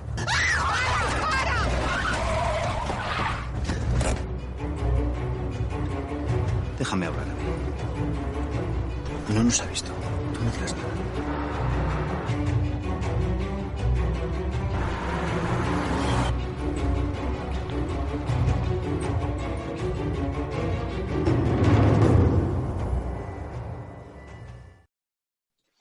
Bueno, pues ahora vamos con la segunda parte del programa. Vamos a hablar de un cortometraje que ha tenido una muy buena carrera y de un director que ha tenido una grandísima carrera. El cortometraje es La Cruz, un cortometraje del 2012 de Alberto Evangelio, que es quien nos acompaña hoy. Alberto, bienvenido a Más de 1000 Gritos. Hola, muy buenas. Encantado de estar aquí con vosotros. Todo un placer verte por aquí porque, bueno, aunque vamos a hablar de La Cruz, que es tu cuarto cortometraje, si no recuerdo mal, porque tienes tantos que ya no sé ni cuál es el orden, no sé ni si tú lo sabrás. Pues yo la verdad es que pierdo la cuenta también un poquito porque como empecé a hacer cortos en el instituto, prácticamente con mis colegas, digamos que ahí hay una serie de cortos que se han perdido, que de hecho creo que lo guarda un amigo mío y poca gente más y luego de los así más profesionales o que se han visto, yo creo que La Cruz sí que puede ser el cuarto, porque hice Ceatrón en el 2005, uno que salía de Sancho Gracia, que lo rodamos en cine y luego hicimos Doncella Dormida, La Madre, La Cruz y Alexis, sí. O sea que La Cruz es el cuarto. O sea que ibas muy, muy bien. O sea, muy lo tenías bien, pues, más claro sí, que yo. Es que te tengo fichado desde hace mucho tiempo. Vi un corto tuyo hace mucho tiempo, de esos que tienes perdido que yo conseguí verlo. Creo que se llamaba Ojos de Hielo. ¿Es posible? Sí, totalmente. Y luego totalmente. ya lo que he visto más profesional tuyo, pues ya he visto La Cruz, he visto El Viaje, que por cierto es uno de mis cortos preferidos porque lo haces con uno de mis actores preferidos con los que algún día sueño trabajar, con Antonio Hortelano. Y luego he visto tuyo La Casa, que hemos competido en un par de festivales que yo no he ganado, en los que has estado tú con tu corto y yo con alguno de los míos, pero bueno. Y últimamente, lo último que se espera de Alberto Evangelio, antes de entrar a hablar de lo que es su corto, es Visitante, una película que yo he tenido oportunidad de ver hace poco y me parece maravillosa. Y está pendiente de que se estrene en breve, ¿no? Sí, muchísimas gracias, Domingo. Sí, la película esperamos que se estrene ahora en el primer trimestre del año que viene y es una película que ha pasado por el Festival de Sitges en sección oficial, por el Fancine Málaga y el London Sci-Fi, y una peli que llevamos como 5 años con el proyecto, escribiendo el guión y que es un guión de ciencia ficción, de realidades alternativas, como bien sabes, y estamos contentos con el resultado, la verdad, porque es una película arriesgada, un cine valenciano absolutamente diferente porque no se suele hacer aquí cine fantástico, vamos, y en ese sentido pues estamos muy contentos de abrir por un lado el panorama de nuestra tierra y de que el fantástico pues se vea afuera también, ¿no? O sea pues es para estar orgulloso, porque ya te digo que yo la he visto, yo he seguido tu carrera, tienes cortos que me han gustado más y que me han gustado menos, pero desde luego cuando yo vi esta película me pareció de verdad una verdadera joya que espero que a todos os guste y cuando se estrene visitar el cine porque merece muchísimo la pena. Os va a sorprender para bien. Pues muchas gracias. Yo estoy muy contento. La verdad es que también, en mi caso, soy director, montador y productor. Y sí que es cierto que como estoy todo el día con la película en la cabeza por muchas razones, a veces hasta pierde la objetividad, ¿no? Pero creo que sí que hemos tenido unos cimientos sólidos, con un guión muy trabajado y los actores hacen un trabajo excelente y también es un formato en el que yo me siento muy cómodo porque los cortos míos, como sabes, también pues, tratan normalmente historias que podrían valer para largo en muchas ocasiones, ¿no? O sea, con tramas así complejas y tal y el formato largo, pues en el formato largo me siento muy cómodo y Visitante pues era una oportunidad muy buena para mí y estoy muy contento con ello. Pues sí, pues es para estarlo. Bueno, Alberto, vamos a hablar de La Cruz, un cortometraje que antes de empezar a hablar de él quiero pues, refrescarle a todos nuestros oyentes, como siempre hacemos, que los cortos que traemos siempre procuramos que estén en abierto para que, como lo vamos a reventar y vamos a contar cosas sobre él, que vamos a destriparlo, es el momento de que todos los oyentes le den a la pausa, vayan a buscar el corto que está en YouTube, si no me equivoco. Sí, lo pueden buscar en YouTube. Si ponen La Cruz, Alberto Evangelio, por ejemplo, les saldrá. Está en la web de la productora, en el canal de YouTube de la productora y también de la productora que se llama Bennywood. Y si no, también está en la plataforma Alter, que es una plataforma de cortometrajes internacional que hace poco lo adquirieron y está en abierto en YouTube. O sea, tienen un canal en YouTube y se puede ver ahí. Darle esa pausita de 9 minutos al programa y en 9 minutos continuáis, que nosotros vamos a continuar y os vamos a destripar el corto. Como tú comentabas, siempre te has sentido a gusto en el fantástico. Todo lo que has hecho está dentro del fantástico, pero al margen de que esté todo dentro de lo fantástico, también hay algo de crítica social, no me atrevo a decir en todo lo que has hecho, pero sí que en prácticamente todo, y La Cruz no es menos, es una parte de esos y que además, si no me equivoco, tengo entendido que está basado en una historia real. Sí, La Cruz es un corto naturalista, como lo que suelo hacer, ¿no? Que tenga crítica social o no, lo que sí que siempre suelo trabajar con los actores de forma muy naturalista, por así digamos, ¿no? Intentar que sea todo lo menos artificial posible y que en el género a veces a nivel estético se va por otro lado, ¿no? Y en mi caso pues trato de que sean pues historias naturalistas a pesar de que introduzcan luego el elemento fantástico. Y en La Cruz cogimos una historia real de un padre que asesinó a su familia tirándose con un coche por un acantilado, vamos.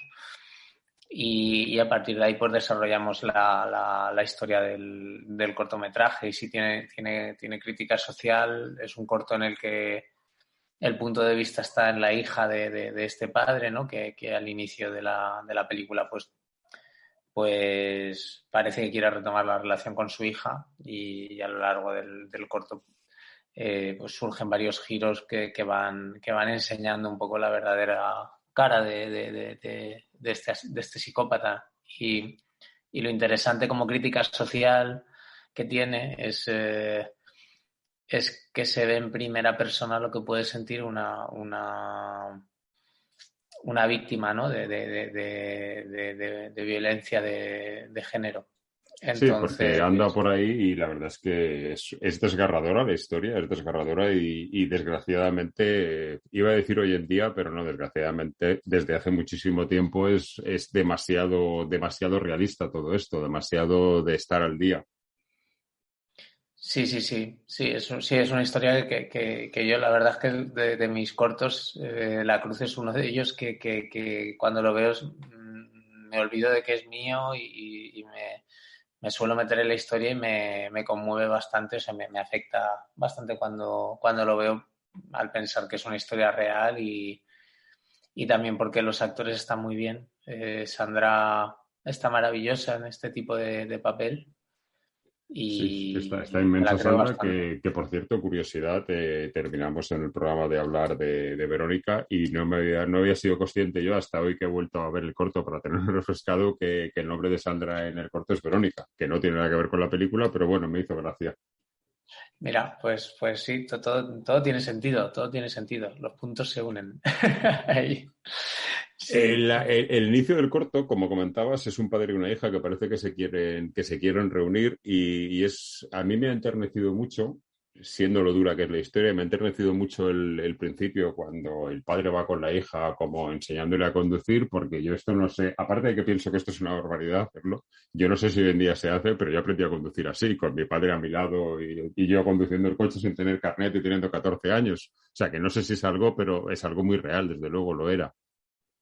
Sí, vamos, o sea, a mí me pasó exactamente igual, ¿no? De hecho, por eso metí la anécdota en el corto y me parece que funciona, sí que funciona bien. Es algo con lo que cualquiera nos identificamos o que nos cuenta algo también de los personajes.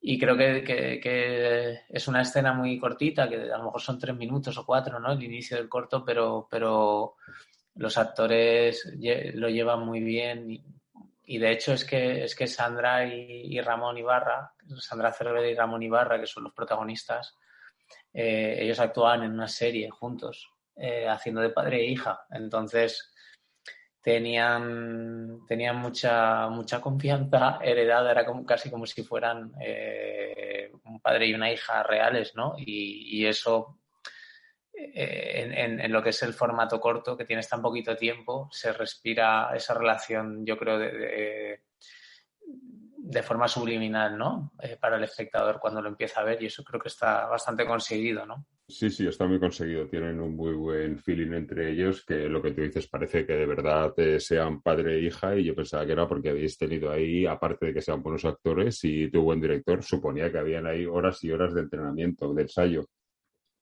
pero venían ya con ello Sí, ensayado, digamos. sí, ensayamos en Madrid, porque ellos viven en Madrid, y aparte la suerte es que además ellos tenían muchísima relación, porque hacen de padre e hija y se conocen muy bien como actores y en ese sentido pues todo fluía a la perfección, con lo cual fue muy sencillo. Fue un rodaje, sí que es cierto que fue un rodaje súper accidentado, o sea, porque es todo en exteriores, se rodó en Sierra Helada, en Benidorm, en una montaña que hay al lado de Benidorm, que yo soy de Benidorm, por cierto, y bueno, salieron días lluviosos, hubo que suspender el rodaje, tuvimos que volver otra semana, o sea, fue un rodaje bastante complejo, en el que los planes de rodaje iban saltando por los aires y teníamos que ir rodando escenas que no estaban previstas porque llovía y rodábamos los interiores, luego los exteriores, tal. Pero tuvimos la suerte esa de que los actores tenían muy buen feeling y no se notaba prácticamente todos estos desajustes del plan de rodaje que hubo. O sea, que duró el tiempo de rodaje parece ser que un corto de 9 minutos, cualquiera que esté fuera del mundillo va a pensar que esto se rueda en una mañana y no, esto cuesta un tiempo y ya no la planificación, sino que es el rodaje que os costaría, supongo, muchísimo. Sí, esto costó tiempo. Es un rodaje con coche, en exteriores. Hay que pensar que no sé cuántos planos tiene el Corto de la Cruz, pero yo qué sé, imaginaros que tiene 80 planos o así, o 100 y pico planos de montaje. Pues claro, al día más de 20 planos o 20 y pico planos es difícil rodar, con lo cual, haciendo cálculos, pues pues ahí tenéis un poco las cifras, ¿no? Que vamos, yo diría que es, no recuerdo, pero pueden ser 3 o 4 días de rodaje lo que fueron este cortometraje. Y eso fue bastante complejo, al ser todo en exteriores. Estuvo el tema de la lluvia, que bueno, que fue problemático, pero que luego también nos vino muy bien porque los cielos que aparecen en el corto tan nublados, con esas nubes tan peculiares, son reales, ¿no? Mucha gente me pregunta si lo hemos hecho en postproducción, los cielos del corto de la Cruz. Sí, porque es un ambiente muy, muy frío, muy desolador el que muestras. Sí, es muy interesante para la historia porque transmite justo lo que está sucediendo y a pesar de la dificultad del rodaje, pues mereció la pena porque quedó bastante chulo tener ese ambiente gris, que además es bastante extraño en Benidorm, que normalmente suele hacer buen tiempo. O sea que, pero es que claro, es que rodamos, creo recordar que en diciembre de 2012 o así, hacía mucho frío ahí en la montaña. Pues la verdad es que sí, que funciona muy bien y que ese ambiente contribuye a que lo gris que es el corto y la mala leche que tiene funcione. Y hay una cosa que también me llama a mí mucho la atención viendo el corto, porque este corto, aunque sea algo de terror, como decíamos, está más cerca del drama. Pero el punto ese de inflexión cuando aparece la gente y el padre ya destapa quién es y agrede a la gente, eso de que la cámara quede salpicada por sangre es este cine puro de género, y la verdad es que eso unido al cambio de rol del padre, que parece un padre modélico, a lo que demuestra que es, junto con esas salpicaduras, me parece que funciona, esa ruptura de la historia funciona muy, muy bien. Sí, yo quería llevar el corto al terror todo lo posible, porque es un género en el que me siento muy cómodo. Y ya desde el principio, incluso antes de ese giro en el que el padre mata al policía de forma sorpresiva, digamos,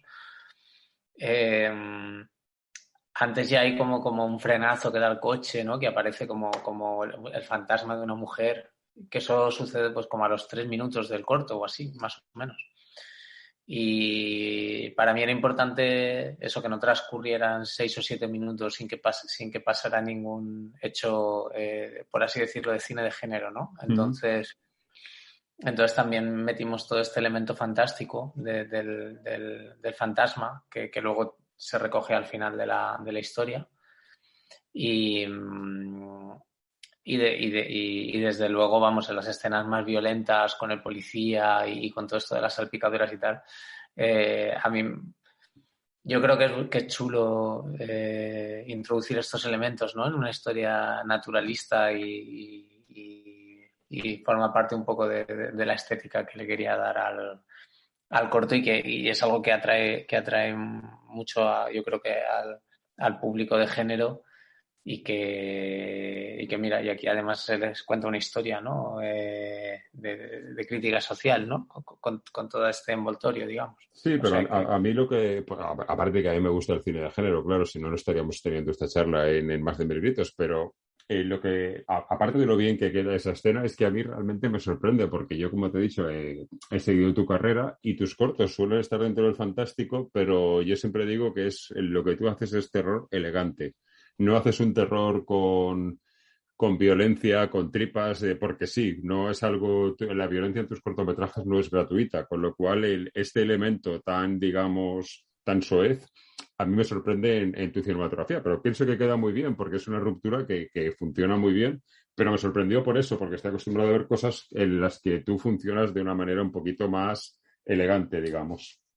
Sí que es cierto que tiendo mucho a ocultar la violencia o a mostrar lo que no se ve, ¿no? Y tal.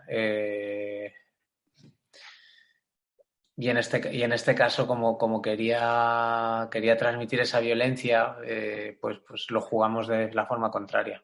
Sí, pues funciona. Y desde luego lo más sorprendente del corto es el elemento en el que ya dices, madre mía, ¿por dónde va esto? Es cuando Sandra llama por teléfono a su madre y suena el teléfono dentro del coche. Ese es el primer momento que dices, ¡buah!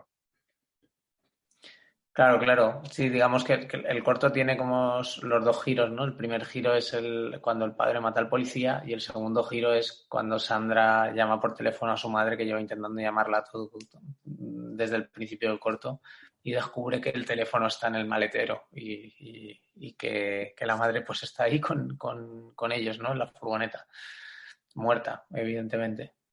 Y eso que comentabas lo que comentabas al principio del fantasma, que parece que lo ha atropellado y luego cuando paran evidentemente no ha atropellado a nadie porque no es alguien físico. Luego vuelve a salir esa escena. Supuestamente es como un intento de aviso de la madre, entiendo. Claro. Se mete el elemento esotérico, ¿no? En el cortometraje. Sí que me interesaba meter el elemento fantástico y digamos también es una pista para el espectador, ¿no? Para decir que la madre está muerta. O sea, que juegas todas las bazas jugables dentro del cine de terror, prácticamente, pues no todas, pero casi todas. Con lo cual, creo que a mí el corto me funciona muy bien. Ya te digo que lo veo que es uno de esos cortos que lo ves y dices, jo, me cambia la idea, me sorprende a cada fotograma prácticamente. Me interesa también saber, perdona, dime. Nada, iba a decir que es una montaña rusa el cortometraje. Es un cortometraje en el que están subiendo por la montaña con la furgoneta, además, ¿no? Y empiezan abajo y acaban cayendo por la montaña. Y a nivel de ritmo, pues también cada vez es más frenético. Y luego a nivel de realización, además, también se juega bastante con cuando se muestran los personajes desde fuera y cuando desde dentro. El inicio del corto, los personajes los estás viendo desde fuera de la furgoneta, o sea, y los cristales están delante de los personajes.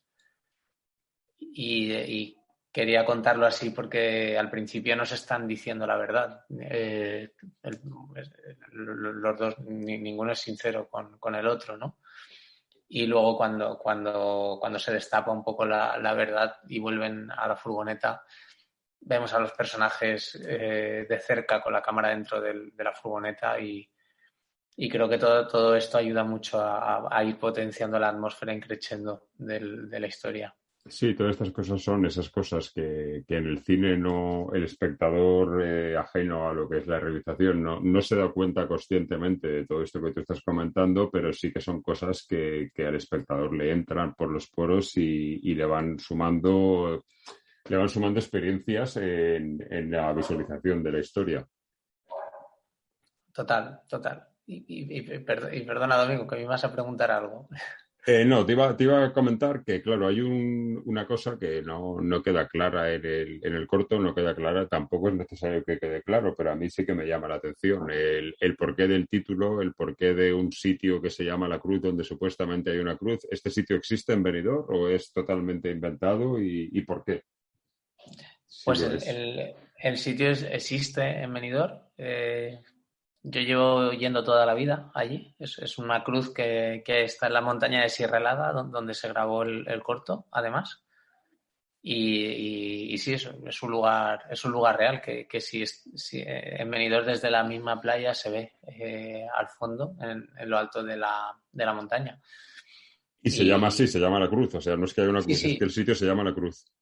El sitio se llama La Cruz y la gente pues suele ir andando y como de visita y tal y bueno, y también se puede subir en coche y es un lugar pues donde tampoco suele haber mucha gente y por eso me imaginaba pues siendo de Benidorm que un padre podía llevar a su hija ahí, ¿no? con la furgoneta y además como el corto también tiene un poco pues esta vertiente un poco de que el padre se convierte en un fanático religioso, ¿no? Pues encajaba bastante bien el lugar con la ida de olla de este personaje, ¿no? Sí, que eso no había caído en decírtelo, pero también vamos al fanatismo religioso. O sea, es que lo tocas todo lo tocable dentro del género. Sí, sí, en 9 minutos pasan muchas cosas. Lo difícil es que parezca que no, pero claro, se están tocando muchos palos. De hecho, el corto acaba, bueno, uno de los últimos planos es el plano de la cruz que tiene el padre dentro de la furgoneta. Sí, correcto. Y luego el plano de la fotografía que tienen de la madre tirada allí como al lado de la carretera, en la que lo que se ve en la foto rota es mínimamente a la madre y la cruz que está arriba, que no hemos llegado a verla en lo que es la cinta. Exacto, exacto, exacto, exacto.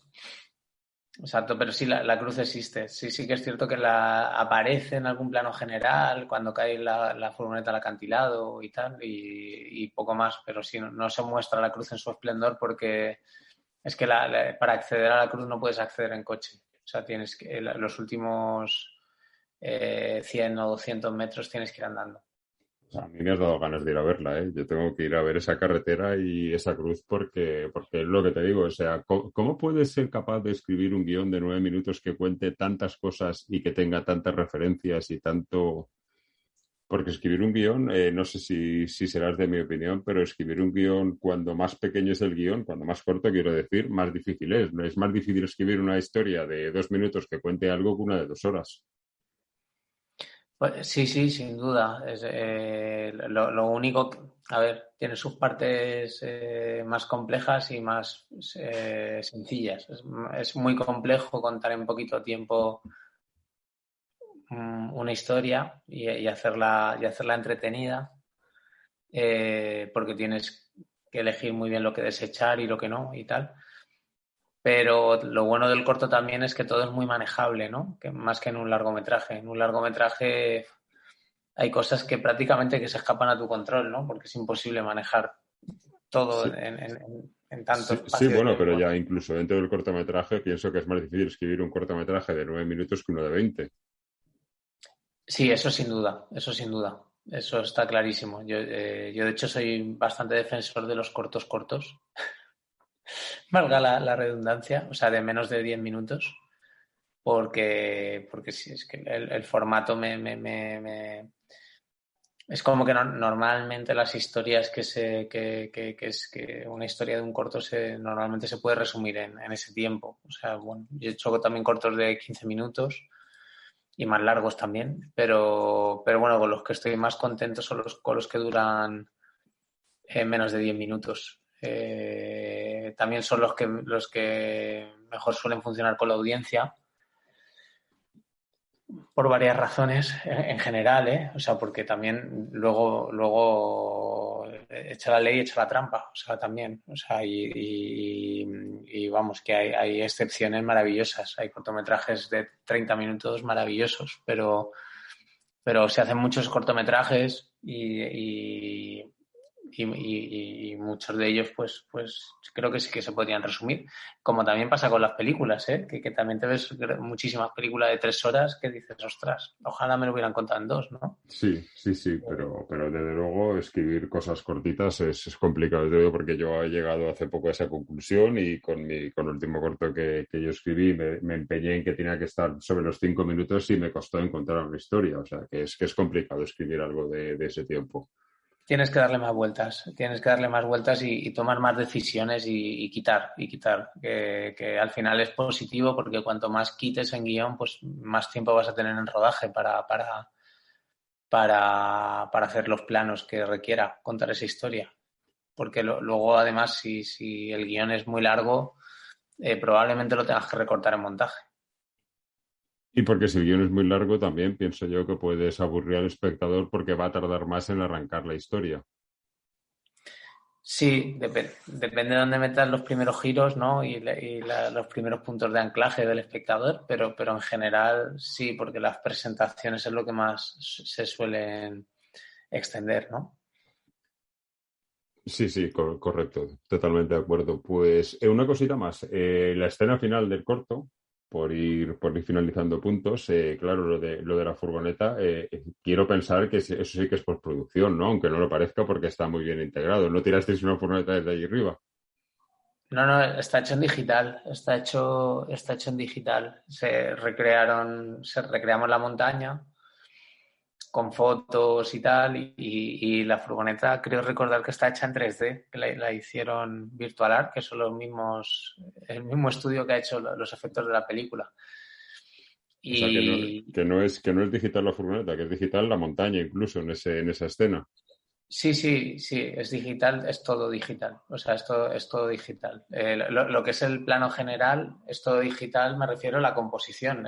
Son fotos reales, o sea, que se componen con un programa de composición digital y luego la furgoneta se diseña en 3D en base a una furgoneta real y se le da movimiento, ¿no?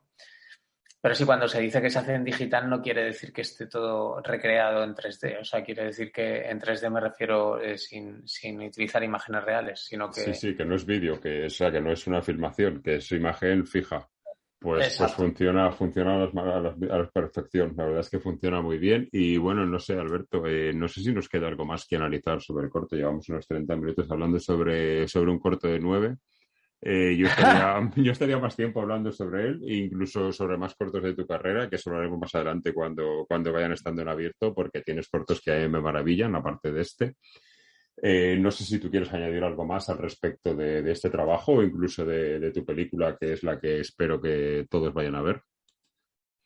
Pues bueno, añadir que estoy encantado de estar aquí, del apoyo que dais al género fantástico, que de verdad que lo necesitamos mucho porque es un género que de alguna manera pues en determinados foros está un poco denostado, ¿no? Y hay un público amplio, digamos, que lo quiere y que lo necesita y que creo que también que abre muchas fronteras, que es un género que nos ayuda a contar las historias de otra forma, ¿no? Y a mostrar otros universos y que está muy bien que hagáis el programa y bueno, y mis trabajos, como sabes, pues van también un poco orientados todos hacia este género y de la película comentar que espero que la gente vaya a verla, que es una película entretenida, pero que a la vez te hace pensar bastante,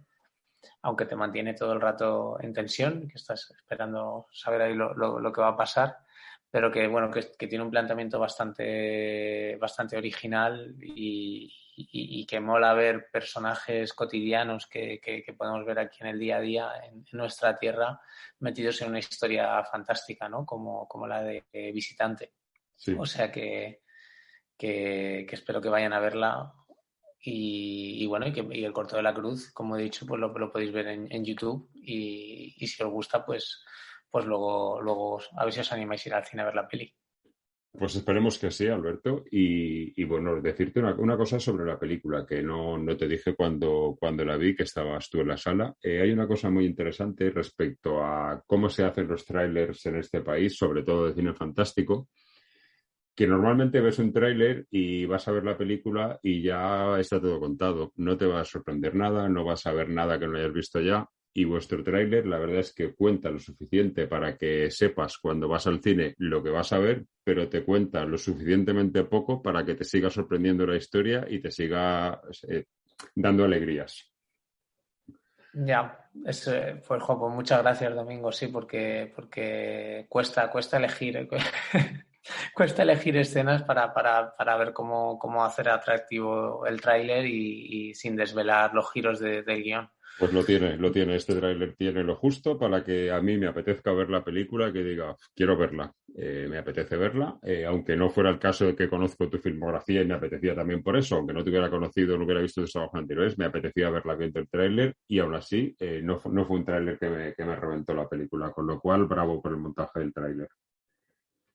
Pues muchas gracias. Ojalá Ojalá el público opine lo mismo y nos veamos en las salas domingo. Y ojalá nos veamos con un nuevo trabajo tuyo también cuando tengas tiempo después de mover esto por ahí. Y por supuesto no te vas a ir de Más de 1000 gritos sin que te haga la pregunta que le hago a todos nuestros invitados para nuestro ranking de películas. Me gustaría que escogieras una película de nuestro cine fantástico, del creado en España. Me da igual la época, me da igual el momento del que sea.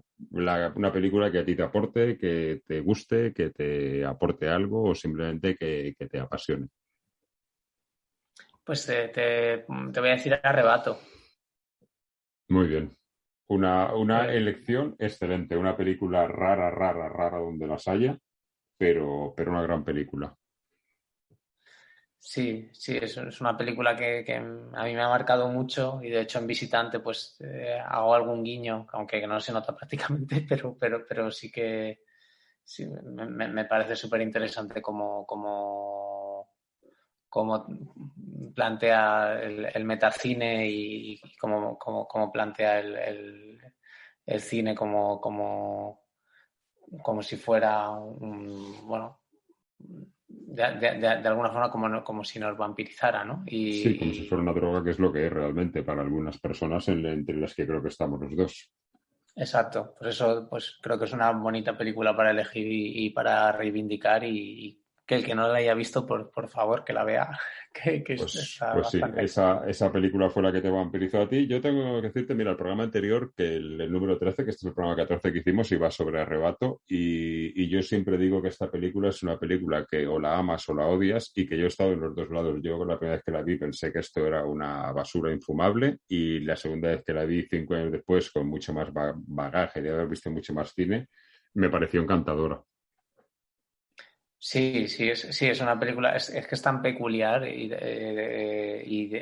tiene tantas vicisitudes el rodaje de la película en sí mismo y la gente que se juntó ahí y tenían tanta libertad creativa también, ¿no? Que surgió algo pues muy, muy especial, ¿no? Y creo que son como pequeñas joyas que puede ser que en un momento de tu vida pues que no te entren bien porque no están dentro de unos esquemas convencionales o atractivos, ¿no? Sí, tienes que tener el momento. Exacto, pero que es la típica película que te abre la mente y que abre camino a otros que están por venir. Sí, totalmente de acuerdo. A mí me ocurrió con esa y con Vampire Code Cook. Claro. Que es otra rayada de Pere Portabella que es también para recomendar. Bueno, pues Alberto, un placer tenerte aquí en Más de 1000 gritos. Espero que la película funcione muy bien y espero que nos veamos pronto por las salas de nuestra ciudad. Pues espero que sí, Domingo. Ahí estaremos apoyando aquí al género. O sea muy que bien. Muchas gracias y nos vemos muy pronto, claro. Pues venga, un abrazo y que vaya muy bien. Un abrazo grande. Gracias de verdad.